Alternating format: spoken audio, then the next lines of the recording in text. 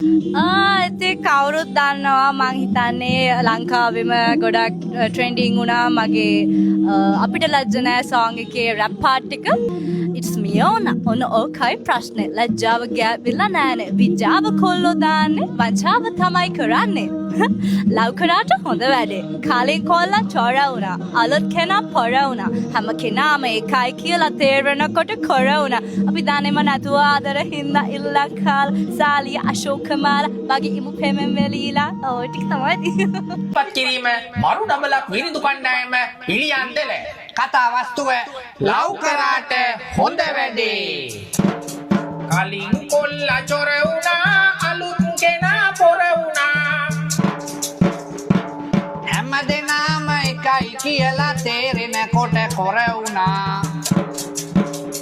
අපි දන්නේම නැතුව ආදරේ හින්දා ඉල්ලන් කාලා සාලිය අශෝකමාලා වගේ ඉමු පෙමෙන් වෙලීලා ටෝක්ස් දුන්න රස කරන් හොප්ස් දුන්න බර ගණන් චුත වෙලා යන්න රත්තරන් කේල් මල් පෙමත් තරන්